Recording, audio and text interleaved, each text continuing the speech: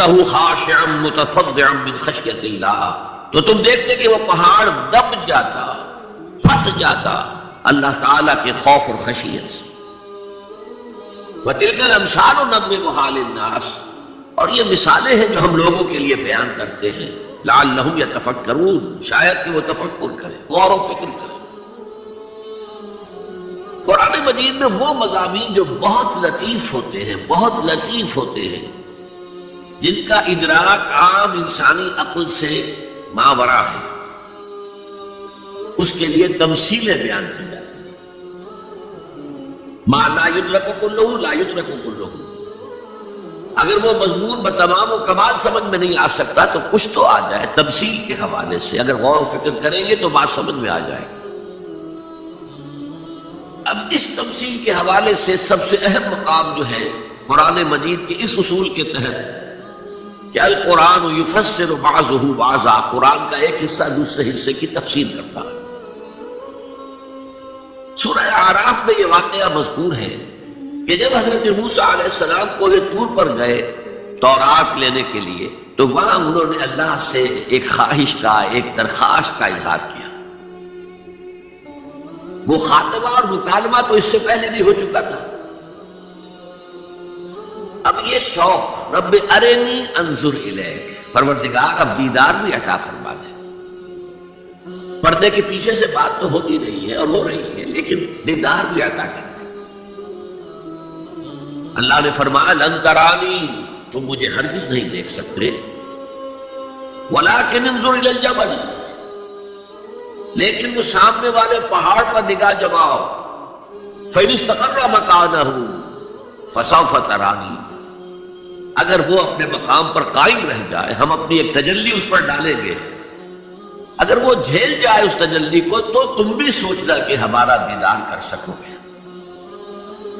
فلما تجلی ربہ للجبل، جب اللہ نے اپنی تجلی ڈالی اس پہاڑ پر، جعلہ دکن، تو وہ پھٹ گیا، ریزہ ریزہ ہو گیا۔ وخر موسیٰ صاعقا، اور حضرت موسیٰ بے ہوش ہو کر گر گئے۔ حالانکہ تجلی براہ راست حضرت موسیٰ پر نہیں تھی، تجلی پہاڑ پر تھی، اور حضرت موسیٰ بالواسطہ اس تجلی کا مشاہدہ کر رہے تھے، لیکن اس تجلی کا نتیجہ کیا نکلا؟ پہاڑ پھٹ گیا، ریزہ ریزہ ہو گیا، اور حضرت موسیٰ بے ہوش ہو کر گر گئے۔ اب یہ واقعہ ہے، وہاں تو تمثیل بیان ہوئی ہے، اور یہ واقعہ ہے۔ تو جو اثر اللہ تعالیٰ کی ذات کی تجلی کا ہے، وہی اثر اللہ کی جو صفت ہے کلام، اس کی تجلی کا ہے۔ اس لیے کہ صفت کس کی ہے؟ اللہ کی ہے صفات ذات حق، حق سے جدا یا عین ذات، متکلمین اس مسئلے کا حل ہی نہیں کر پائے۔ کلام اللہ کی صفت ہے، اس کی صفت کی بھی وہی تاثیر ہے۔ یہ آیت قرآن مجید کی عظمت کو واضح کرتی ہے، جیسے کہ وہ ہے فی نفسہ ہی۔ اب دیکھیے کوئی چیز بہت عظیم ہے، بہت عظیم ہے، بہت عظیم ہے، اگر مجھے اس سے کوئی فائدہ نہیں، مجھے اس سے کوئی دلچسپی نہیں ہوگی۔ تو اب جو دوسرا مقام میں آپ کو سنا رہا ہوں، یہ سورہ یونس کی 2 آیات، یہ ترتیب میں نوٹ کرا چکا ہوں، 1 آیت، 2 آیتیں، 4 آیتیں، 6 آیتیں، 8 آیتیں۔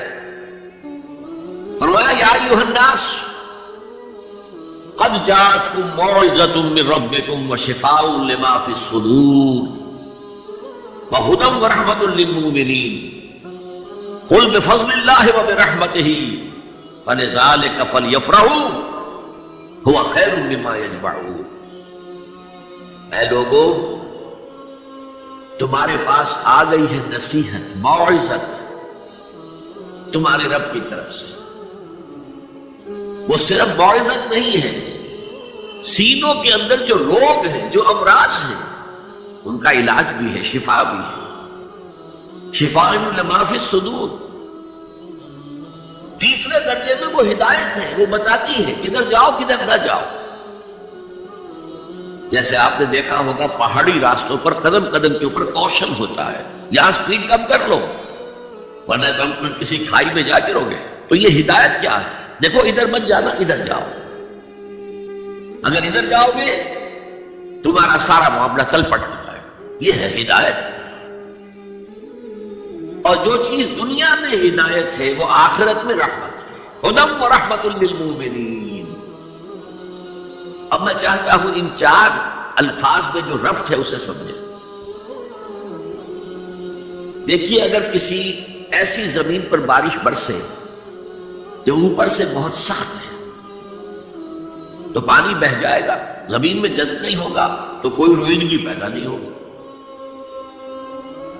اگر دل سخت ہے تو قرآن مجید ان پر کوئی اثر نہیں کرے گا. اس کے لیے سب سے پہلے موعظہ کی ضرورت ہے، واعظ کی ضرورت ہے، نصیحت کی ضرورت ہے تاکہ دل نرم پڑ جائے.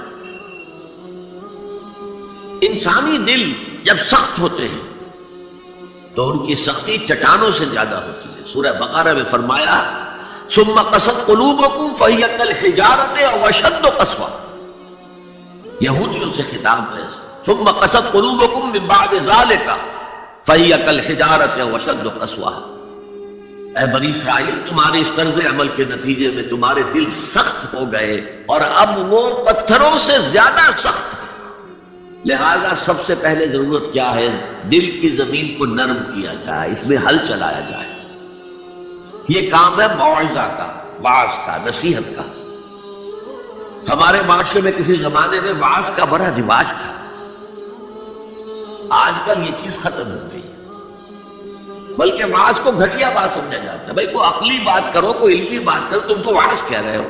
گویا کہ واعظ گھٹیا چیز ہے. نہیں، واعظ سے دل میں دقت پیدا ہوتی ہے، نرمی پیدا ہوتی ہے.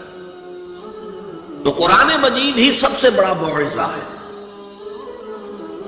ہم نے بدقسمتی سے کیا کیا، جب واعظ کہے جاتے تھے تب بھی مثنوی مولانا روم سے، ضعیف احادیث سے، واعظ دستاں زنوں افسانہ بند. واعظ بڑے اونچے اونچے ہاتھ چلا کر اور افسانہ جو ہے بیان کر رہا ہے، لیکن اس کا حال کیا ہے؟ از خطیب و دیلمی گفتار اوست، بعض ضعیف و شاذ و مرسل کار اوست. وہ خطیب بغدادی یا دیلمی کی جو احادیث ہیں، جو سب سے گھٹیا درجے کی کتابیں حدیث کی، سب سے کم تر درجے کی کتابیں حدیث کی، ضعیف کتابوں کے یوں سمجھئے کہ بہت بڑے مجموعے، وہاں سے وہ حدیثیں لا رہا ہے. الضعیف و شاذ و مرسل کار ہے، وہ ضعیف حدیث، شاذ حدیث، مرسل حدیث سے وہ بیان کر رہا ہے. قرآن سے اس کا کوئی تعلق. قرآن مجید سب سے بڑا واعظ ہے. یا ایھا الناس قد جاءتکم موعظۃ. یہ دل کو جب نرم کرتا ہے تو پھر اس میں جذب ہوتا ہے. یہ سیکنڈ سٹیپ ہے اس کا. اور جب دل میں جذب ہوگا تو دل کے اندر کی بیماریوں کو دور کر دے گا. دل کے اندر کی بیماریاں کون سی ہیں؟ تھرومبوسس نہیں، فرنجائٹر نہیں، وہ اور ہے. وہ دل کی بیماریاں جن کے لیے قرآن شفا ہے، وہ ہے تکبر، حسد، حب مال، حب دنیا، حب جاہ، حب شہرت. یہ ہیں وہ چیزیں کہ جو اصل ہیں، جو دل کے امراض ہیں. ان سب کو جڑ سے نکال کر پھینک دے گا قرآن حکیم. یا ایھا الناس قد جاءتکم موعظۃ من ربکم وشفاء لما فی الصدور. وہ ہدن، اور وہ ہدایت ہے. انفرادی زندگی کے لیے بھی ہدایت ہے، اجتماعی زندگی کے لیے بھی ہدایت ہے. کبھی اگر سورہ فاتحہ پر آپ غور کریں جو ہماری نماز کا جزو لازم ہے، تو ہم پہلے کہتے ہیں الحمدللہ رب العالمین الرحمن الرحیم مالک یوم الدین ایاک نعبد و ایاک نستعین. یہ ہدایت تو ہمیں پہلے ملی ہوئی ہے. پھر جو ہم کہتے ہیں اہدنا الصراط المستقیم، اللہ کو ہم نے پہچان لیا، اسے رب العالمین مان لیا، اسے رحمان مان لیا، اسے رحیم مان لیا، اسے روز جزا کا حاکم مطلق مان لیا. تو اب کون سی ہدایت رہ گئی؟ ہدایت تو آ گئی. اب اصل ہدایت جو درکار ہے وہ ہے جو ریلیونٹ ہے آج کے دور میں، جو اجتماعی نظام ہے انسانوں کا. اس کے لیے انسان بالکل بے بس. اس کی عقل جو ہے اجتماعی نظام عدل قائم نہیں کر سکتی. انفرادی طور پر نیکی اور بدی کا علم میرے اور آپ کے نفس کے اندر ودیعت شدہ ہے. وَنَفْسٍ وَمَا سَوَّاهَا فَأَلْهَمَهَا فُجُورَهَا وَتَقْوَاهَا، یہ موجود ہے. لیکن یہ کہ معاشرتی نظام میں عورت اور مرد کے درمیان کیا توازن ہو، ان کے حقوق و فرائض کا توازن. دنیا میں کیا ہوتا رہا ہے اور ہو رہا ہے آج بھی. یا عورت جوتی کی نوک کے برابر ہے، کوئی اس کی حیثیت نہیں، بھیڑ بکری کی طرح ملکیت ہے، اس کے کوئی حقوق نہیں. اور یا عورت کلوپیٹرا بن کر پورے ملک کی قسمت کا بیڑا غرق کرتی ہے، انسانوں کے شانہ بشانہ ہو کر وہ در حقیقت خاندانی نظام کو برباد کرتی ہے. ان دونوں کے درمیان توازن کیسے قائم کیا جائے؟ اب آپ سوچئے، تجزیہ کیجئے. اگر مرد سوچے گا، نظام بنائے گا، تو وہ اپنے احساسات سے تو واقف ہے، عورت کے احساسات و جذبات سے تو واقف نہیں ہے. عورت نظام بنائے گی تو وہ اپنے احساس و جذبات سے واقف ہے، وہ مرد کے احساسات و جذبات سے واقف نہیں. یہ عادلانہ نظام وہی ہستی دے سکتی ہے جس نے مرد کو بھی پیدا کیا، عورت کو بھی پیدا کیا. ایک ایمپلائر ایمپلائی ریلیشن شپ ہے، کارخانے دار ہے، وہ لوگوں کو رکھتا ہے مزدور. اب جو بھی پروڈکشن ہو رہی ہے، جو نفع ہو رہا ہے، اس میں کتنا حصہ مزدور کا ہونا چاہیے، کتنا سرمایہ دار کا ہونا چاہیے، کون طے کرے گا؟ یا سرمایہ دارانہ نظام بن جائے گا اور مزدور کمر توڑنے والی محنت کرنے کے باوجود زندگی کے بنیادی جو تقاضے ہیں ان کو بھی حاصل نہیں کر سکے. میں نے آپ کے ممبئی شہر میں جو اس وقت دیکھا ہے، یہ جو چھوٹے چھوٹے خانے بنے ہوئے کبوتروں کے سے جن میں انسان رہ رہے ہیں اور پوری پوری زندگی ان میں گزارتے ہیں، یہ انسان جبکہ اونچے اونچے محل موجود ہیں، بڑی بڑی عمارتیں موجود ہیں، ایکڑوں پر پھیلی ہوئی کوٹھیاں موجود ہیں، یہ ہے ننگا کیپٹلسٹک نظام، ننگا اوریت. اسی کا رد عمل تھا جو کمیونزم کی شکل میں ظاہر ہوا. ایکویلٹی ہونی چاہیے، لیکن اس کمیونزم نے شکل اختیار کر لی ون پارٹی ڈکٹیٹرشپ. تمہیں کوئی حق حاصل نہیں ہے، نہ کچھ کہہ سکتے ہو، نہ تنقید کر سکتے ہو، نہ رائٹ آف ایسوسیشن ہے، نہ right of expression of opinion ہے. بس کام کرو، تنخواہ لو، روٹی کھاؤ، اللہ اللہ خرچ. یہی وجہ ہے کہ وہ نظام بھی مر گیا. اسی طریقے سے کسی بھی نظام میں اگرچہ حاکم مطلق تو اللہ ہے، پھر بھی کوئی نظام آپ بنائیں گے تو کچھ حکام ہوں گے، اولو الامر ہوں گے. خلافت راشدہ میں بھی تھے نا، امیر المومنین تھے، اولو الامر تھے. عوام میں ان کے درمیان حقوق و اختیار کا توازن کیا ہو، کون طے کرے گا؟ اولو الامر تو چاہیں گے سارے اختیارات ہمارے پاس ہوں، ٹوٹلیٹیرین اسٹیٹ قائم ہو جائے گی. عوام چاہیں گے ہمارے پاس ہو اور ہمیں اتنی آزادی ہو کہ مادر پدر آزاد ہو جائے، جو چاہے. ہومو سیکشول ہو جائے، ہومو سیکشول میرجز کریں، ہمیں کوئی روکنے والا نہ ہو. تو میں نے آپ کو بتایا اجتماعی نظام کے یہ تین گوشے ہیں: معاشرتی نظام، معاشی نظام، سیاسی نظام. آج کے انسان کی اصل ضرورت یہ ہے، اس لیے کہ اس طرح کا ہمگیر نظام اس سے پہلے تھا ہی نہیں. لوگوں کو آزادیاں تھیں. آج آپ کا پورا تعلیمی نظام بھی اسی نظام کے تحت ہے. آپ کہاں لے جائیں گے اپنے بچوں کو؟ آپ ان کے حوالے کر کے اپنے ہاتھ دھو لیتے ہیں. You wash your hand of your children. وہ نظام جو چاہے گا بنا دے گا ان کو. گلا تو گھونٹ دیا اہل مدرسہ نے تیرا، کہاں سے آئے صدا لا الہ الا اللہ؟ کیا کریں گے؟ انہیں کہیں کسی تہخانے میں تو بند نہیں کر سکتے. آپ اپنے گھر میں ٹیلی ویژن نہیں لائیں گے، وہ جا کر دکان پہ دیکھیں گے. جب تک نظام درست نہ ہو، اور نظام کی ہدایت ہے جو قرآن نے دی ہے اصل، ورنہ اخلاقیات کا معاملہ میں آپ سے عرض کر دوں کہ یہ تو نوع انسانی کی مشترک میراث ہے. سچ بولنا اچھا ہے، جھوٹ بولنا برا ہے، کون نہیں جانتا؟ کیا ہندو نہیں جانتا؟ کیا بدھ مت کا پیرو نہیں جانتا؟ وعدہ کرنا اچھا ہے، وعدہ خلافی بری ہے، کون نہیں جانتا؟ عیسائی نہیں جانتا، یہودی نہیں جانتا، سب جانتا. بیسک ہیومن مورالٹی تو ہمارے اندر ہے، جیسا کہ میں نے آیت آپ کو سنائی، وَنَفْسٍ وَمَا سَوَّاهَا فَأَلْهَمَهَا فُجُورَهَا وَتَقْوَاهَا. انسان کا نفس جو اللہ نے پوری طرح تیار کر دیا، نوک پلک سوار دی، اور اس میں نیکی اور بدی کی تمیز ودیت کر دی. لہذا اصل ہدایت ہے آج جس کی ضرورت ہے وہ اجتماعی نظام. 2 منٹ اور لے لوں آپ کے. 300 سال سے انسان اسی اجتماعی عدل کی تلاش میں ادھر سے ادھر ٹھوکرے کھا رہا ہے. کوئی 250 برس سے زیادہ ہو گئے ہیں. فرانس میں انقلاب آیا. کیوں آیا؟ یہ بادشاہت 6 مانے جا رہا. بادشاہ کون ہے؟ وہ بھی انسان ہے، ہم بھی انسان ہیں. اسے کیا حق ہے کہ وہ حکومت کرے؟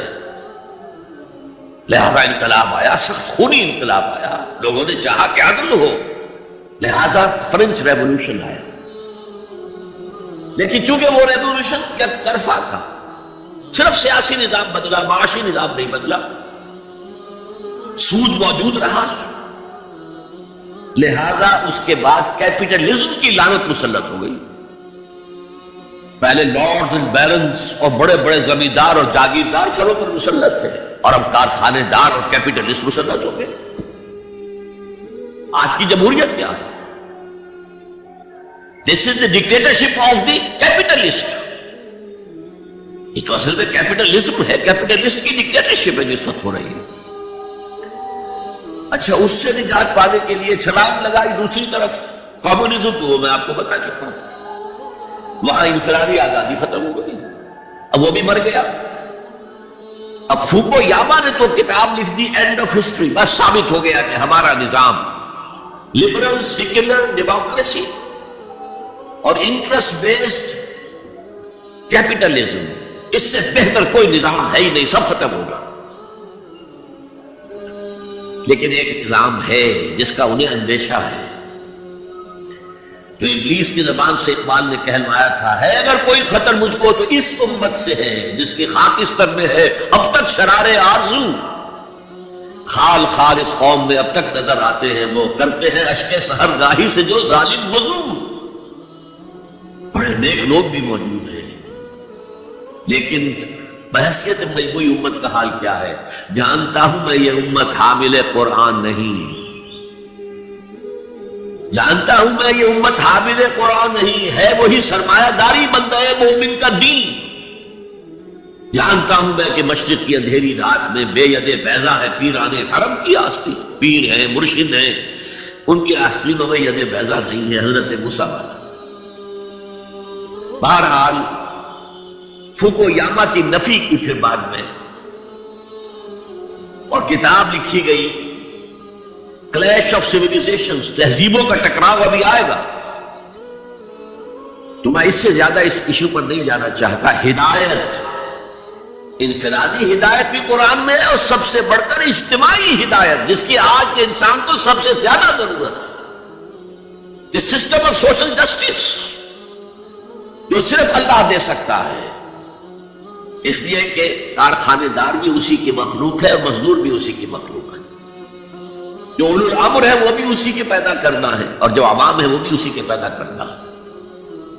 مرد بھی اسی کا پیدا کرنا ہے، عورت بھی اس کی پیدا کرنا ہے. جیسے ایک حدیث میں آتا ہے الخلق عیال اللہ، تمام مخلوق اللہ کے قربے کے مالک. وہ عدل دے گا، وہ سوشل جسٹس دے گا، وہ توازن دے گا آپ کو معاشرتی نظام میں، معاشی نظام میں، سیاسی نظام.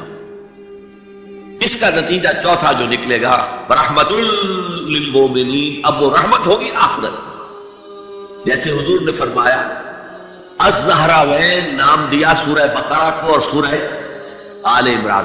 الزہراوین، زہرا کہتے ہیں بہت تابناک حضرت فاطمہ زہرا رضی اللہ تعالی عنہ. الزہراوین یہ 2 بدلیوں کی صورت میں میدان حشر میں ظاہر ہوں گی، اور جو ان سے محبت کرنے والے تھے ان پر سایہ کریں گی، جبکہ کسی کے لیے کوئی سایہ نہیں ہوگا. تو یہ رحمت کا ظہور ہوگا قرآن کا قیامت کے دن. اب اگلی آیت دیکھیے، قل بفضل اللہ وبرحمتہ. اے نبی ان سے کہہ دیجئے یہ اللہ کے فضل اور اس کی رحمت کا مظہر ہے کہ اس نے تمہیں قرآن مجید جیسی کتاب ہدایت دی جو موعظہ بھی ہے، شفاء لما فی الصدور بھی ہے، دنیا میں ہدایت بھی ہے، آخرت میں رحمت بھی ہے. قل بفضل اللہ وبرحمتہ فبذلک فلیفرحوا. اگر جشن منانا ہے تو اس کا مناؤ، خوشیاں منانی ہے تو اس کی مناؤ. ہوا خیر مما یجمعون، یہ دولت ان تمام چیزوں سے زیادہ قیمتی ہے جو انسان جمع کرتا ہے۔ دولت جمع کرتا ہے، مال، اسباب، جائیداد، کاروبار، اور محل بناتا ہے، اس میں بڑا اعلیٰ فرنیچر رکھتا ہے، اس میں لا کر ڈیکوریشن پیسز کہاں کہاں سے پوری دنیا سے لا کر رکھتا ہے۔ ان سب سے کہیں زیادہ قیمتی شے قرآن ہے۔ اب آئیے 4 آیات سورہ رحمان کی، اولین 4 آیات۔ الرحمن، یہ جملہ نہیں بنا، یہ تو صرف مبتدا ہے، لیکن آیت پوری ہے۔ الرحمن علم القرآن خلق الانسان علمہ البیان۔ یہ اصل میں جو 4 آیتیں، ان میں 4 چوٹی کی چیزوں کا بیان ہے، ٹاپ موسٹ چیزیں۔ اللہ کے ناموں میں سب سے پیارا نام رحمان ہے، اگرچہ قرآن میں کثرت سے آیا ہے اللہ۔ وہ کیوں؟ اہل عرب صرف اسی نام سے واقف تھے، اللہم اللہم دعائیں مانگا کرتے تھے۔ اور آپ کو معلوم ہے سورہ فرقان میں تو اعتراض بھی انہوں نے کیا، یہ رحمان کا کون ہے؟ ہم تو جانتے نہیں ہیں، یہ کہاں سے لے آئے ہوئے محمد الرحمان صلی اللہ علیہ وسلم۔ لیکن آپ غور کریں تو سب سے پیارا نام رحمان ہے۔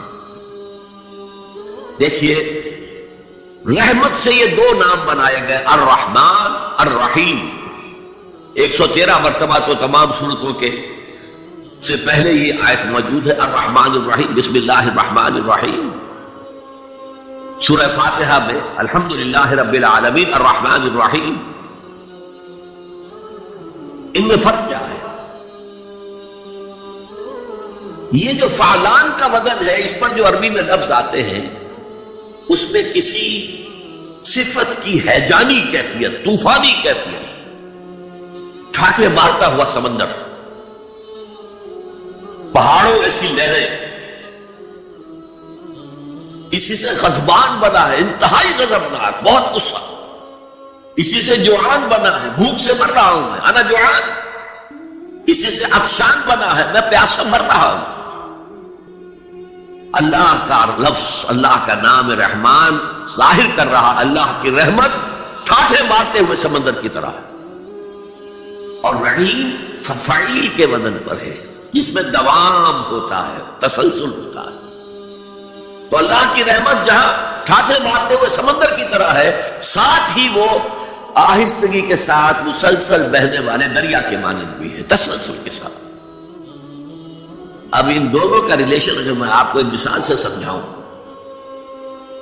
اگر کہیں کسی بس کا ایکسیڈنٹ ہو جائے اور آپ دیکھیں کوئی عورت جو ہے مردہ ہو گئی ہے، اور کوئی شیر خوار بچہ اس کی چھاتی سے چمٹا ہوا، اسے کیا پتا میری ماں مر گئی، اور کوئی آئیڈینٹیفیکیشن نہیں ہو رہی، کچھ پتا نہیں ہے یہ کون خاتون تھی، کہاں سے آئی تھی، کچھ نہیں پتا۔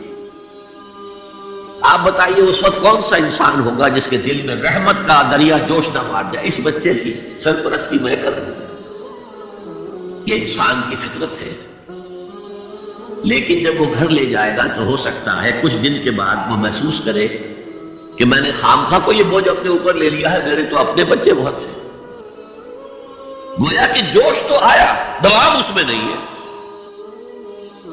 اللہ کی رحمت ٹھاٹھے مارتے ہوئے سمندر کی طرح بھی ہے، اور اس میں دوام ہے، دریاؤں کا سا دوام، تسلسل سے بہنے والا۔ اور سب سے پیارا میں کیوں کہہ رہا ہوں یہ نام؟ ہمیں سب سے بڑی ضرورت رحمت کی ہے۔ دیکھیے اللہ رازق ہے، اللہ رازق ہے، ہمیں رزق دیتا تاکہ ہم زندہ رہیں، اور اس نے ہمیں زندگی اس لیے دی ہے لِيَبْلُوَكُمْ أَيُّكُمْ أَحْسَنُ عَمَلًا، تاکہ تمہارا امتحان لے۔ تو رزق دینا اس کی ضرورت ہے، میری ضرورت نہیں ہے۔ مجھے زندہ رکھنا چاہتا ہے تاکہ وہ امتحان میں دوں تو رزق دے گا مجھے۔ لیکن رحمت کون سی چیز ہے؟ میں حدیث آپ کو سناتا ہوں۔ ایک دفعہ آپ نے فرمایا کوئی انسان محض اپنے عمل کی بنیاد پر جنت میں داخل نہیں ہو سکے گا جب تک کہ رحمت خداوندی دستگیری نہ کرے۔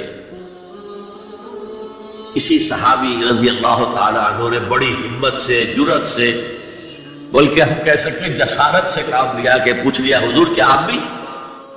فرمایا ہاں میں بھی، الا یتغمدنی ربی برحمتہ، میں بھی داخل نہیں ہو سکوں گا جنت میں جب تک کہ میرا رب مجھے ڈھانپ نہ لے اپنی رحمت سے۔ تو سب سے پیارا نام کون سا ہوا؟ الرحمن۔ اب آئیے اگلی آیت، علم القرآن، اس نے قرآن کی تعلیم دی۔ جو پچھلا مقام ہم نے دیکھا تھا قل بفضل اللہ وبرحمتہ فبذلک فلیفرحوا، اس اللہ تعالیٰ نے قرآن کا علم دیا، لیکن آپ سوچئے جو دوسرے علوم ہیں وہ کس نے دیے ہیں؟ یہ سارا سائنٹیفک نالج اور ٹیکنالوجی، یہ وہی تو علم آدم الاسماء کا ظہور ہے جو ہو رہا ہے۔ پوٹینشلی یہ سارا مادی علم حضرت آدم کی شخصیت میں ودیت کر دیا گیا تھا، پوٹینشلی۔ جیسے آم کی گٹھلی میں پورا آم کا درخت ہے،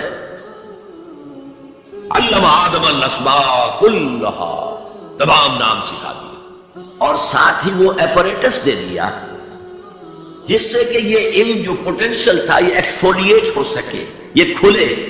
جیسے کہ کلی بند ہوتی ہے پھر کھلتی ہے تو 5 پتیاں ظاہر ہوتی ہیں، ایکسفولیشن۔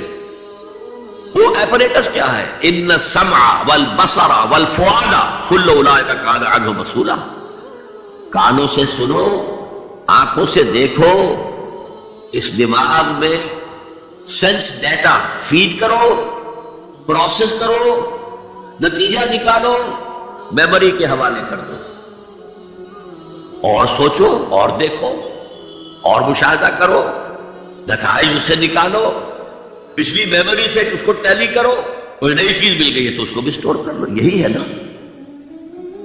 میں مثال دیا کرتا ہوں کہ کسی شخص نے ہمارے آباء و اجداد میں سے کوئی 18ویں پیڑھی ہماری ہوگی، ابھی تک انسان کسی سورس آف انرجی سے واقف نہیں تھا، پھل کھاتا تھا یا گوشت کچا کھاتا تھا۔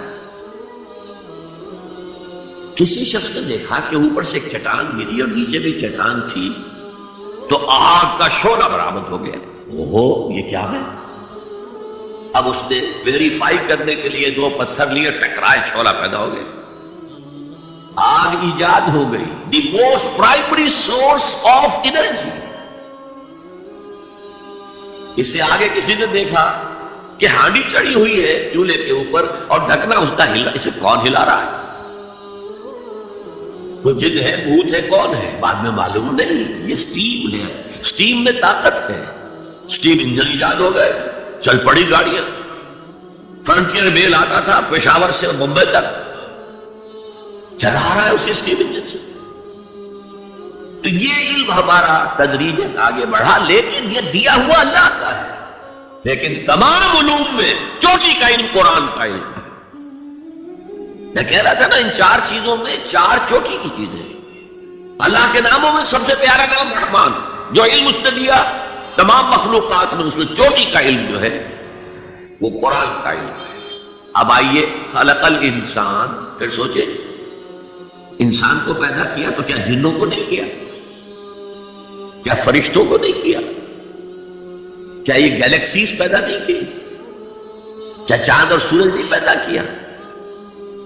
کیا ہماری زمین کے اوپر زندگی کی جو شکلیں ہیں، نباتاتی اور حیواناتی، یہ چرند ہیں اور پرند ہیں اور مچھلیاں ہیں، کس نے پیدا کی؟ سب کچھ اس نے پیدا کیا، لیکن اس کی کریشن کا کلائمیکس انسان، سب سے بڑی اس کی تخلیق انسان، جو مسجود ملائک بن گیا۔ فسجد الملائکۃ کلھم اجمعون، کس قدر تاکید ہے، سجدے میں گر گئے تمام فرشتے، کل کے کل فرشتے جمع ہو کر 3 مرتبہ۔ کہیں شبہ رہ جائے جبرائیل نے نہیں کیا ہوگا سجدہ یا اسرافیل، نہیں، کلھم اجمعون۔ یہ انسان شاہکار ہے اللہ کی تخلیق کا۔ فرمایا ہے خلقتہ بیدی، اے ابلیس تو اس آدم کو سجدہ نہیں کرنا چاہتا جسے میں نے اپنے دونوں ہاتھوں سے بنایا۔ کیا معنی اس کے؟ اللہ کے 2 ہاتھ کیا ہیں؟ الا لہ الخلق والامر، 2 عالم ہیں، ایک عالم امر ہے، ایک عالم خلق ہے۔ عالم امر میں اللہ کے حکم کی تعمیل چشم زدن میں ہو جاتی ہے۔ انما امرہ اذا اراد شیئا فانما یقول له کن فیکون۔ اور عالم خلق میں وقت لگتا ہے.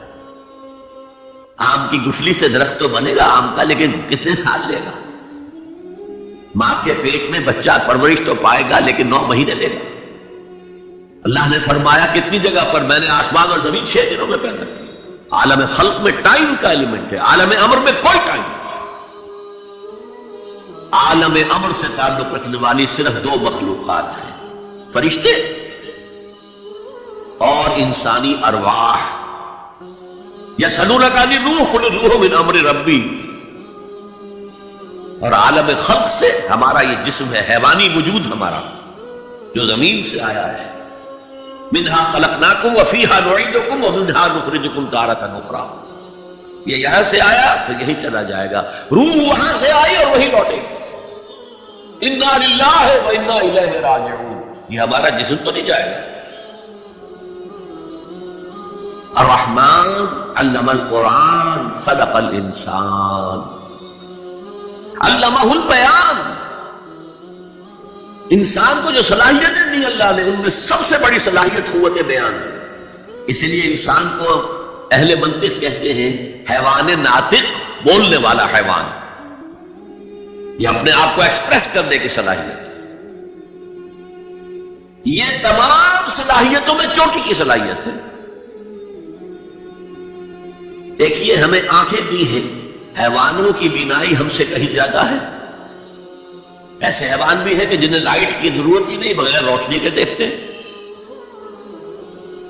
یہ باز اور شاہین بڑی بلندی سے زمین پر پڑی ہوئی سوئی کو دیکھتے ہیں. سماعت ہمیں دی تو بہت سے حیوانات کو ہم سے بہت زیادہ سماعت دی. آپ گھوڑے پر سوار جا رہے ہیں، آپ نے کوئی آواز نہیں سنی، گھوڑے نے سن لی ہے، اس کی کنوتیاں کھڑی ہو گئی، اینٹینا کھڑے ہو گئے. سوار کو معلوم ہوا کوئی خطرہ ہے، اس نے تو کچھ نہیں سنا تھا. پھر کتنے حیوان ہیں جو سونگنے کی قوت ان میں کتنی زیادہ ہے، ہر شے کو سونگ کر پتہ کرتے یہ ہمارے کھانے کی ہے کہ نہیں. اصل صلاحیت جو انسان کی صلاحیت ہے وہ قوت بیان ہے. آپ کو معلوم ہے بڑے بڑے وکیل ایک پیشی کے 5 لاکھ روپیہ لے رہے ہیں، کیوں؟ ان کے اندر بیان کی صلاحیت زیادہ ہے، جو مقدمے کو خوبصورتی سے پیش کر سکتے ہیں. ورنہ وہی قانون پڑھنے والے جو ہے وکلا وہ جوتی پٹخان میں پھرتے ہیں، کوئی کو پوچھتا نہیں. اسی طرح آپ کو معلوم ہے دنیا میں بڑے بڑے جو ڈکٹیٹر بنے ہیں وہ قوت بیان کی بنیاد پر بنے. ہٹلر کی فائری سپیچز اس نے کہاں سے کہاں اسے پہنچا دیا. لیکن اب ان چیزوں کو جوڑیے. الرحمن علم القرآن، یہ ایک جملہ بنا ہے، رحمان نے قرآن سکھایا. خلق الانسان، انسان کو پیدا کیا. علمہ البیان، یہ 3 ویلیوز ہیں جو 4 آیتوں میں آئی ہیں. آپ نے میتھمیٹکس میں یا ارتھمیٹکس میں پڑھا ہوگا ریشیو پروپورشن کا قاعدہ، نسبت و تناسب. 3 ویلیوز دے دی گئی ہے، چوتھی تلاش کرو. وہ چوتھی ویلیو کیا ہے؟ دیکھو اگر تمہیں کوئی قوت بیان اللہ نے دی ہے، اسے قرآن کو بیان کرنے میں صرف کرو. جیسے ہم کہتے ہیں کہ توپ سے مکھی نہیں ماری جاتی، توپ جتنی بڑی شے ہے وہ مکھی مارنے کے لیے تو استعمال نہیں ہوتی. تمہیں اللہ نے قوت بیان دی ہے، اسے صرف پیسے کمانے کے لیے استعمال نہ کرو، اسے لیڈری چمکانے کے لیے استعمال نہ کرو. اس قوت بیان کو اس قرآن کے بیان کرنے میں استعمال کرو. یہ جو نتیجہ نکلا ہے یہ ایک حدیث میں آیا ہے اور اس میں عجیب لطف ہے.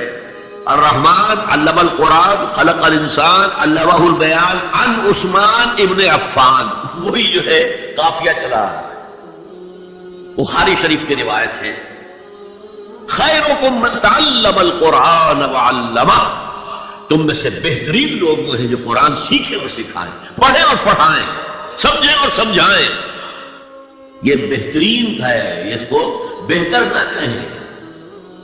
یہ خیر کے بعد من آ جائے گا تو یہ کمپیریٹیو ڈگری ہوگی. انا خیر منہ، ابلیس نے کہا تھا میں اس آدم سے بہتر ہوں. خلقتنی من نار وخلقتہ من طین، مجھے تو نے آگ سے بنایا، اسے مٹی سے بنایا. اگر من نہ آئے تو یہ سپرلیٹیو ڈگری ہے. خیرکم، تم میں سے بہترین لوگ وہ ہیں جو قرآن سیکھیں اور سکھائیں. کاش یہ حدیث نقش ہو جائے نوجوانوں کے دل پر. کیریئرز کی تلاش کرتے ہیں، MBA کر لیں، کمپیوٹر میں MS کر لیں، کیریئر بنے گا، تنخواہ اچھی ملے گی، وہ سارا کچھ اس دنیا کے لیے، عارضی دنیا کے لیے، عارضی زندگی کے لیے ہے اور کچھ بھی نہیں۔ حضور فرما رہے ہیں سب سے اونچا کیریئر یہ ہے قرآن پڑھو اور پڑھاؤ، اور یہ تو ہمارے ذمے لگا کر گئے حضور۔ خطبہ حجۃ الوداع میں کیا کہا تھا؟ میں صرف تمہارے لیے تو نہیں بھیجا گیا تھا، وَمَا أَرْسَلْنَاكَ إِلَّا كَافَّةً لِلنَّاسِ بَشِيرًا وَنَذِيرًا، اے محمد ہم نے آپ کو نہیں بھیجا ہے مگر ساری نوع انسانی کے لیے بشیر اور نذیر بنا کر۔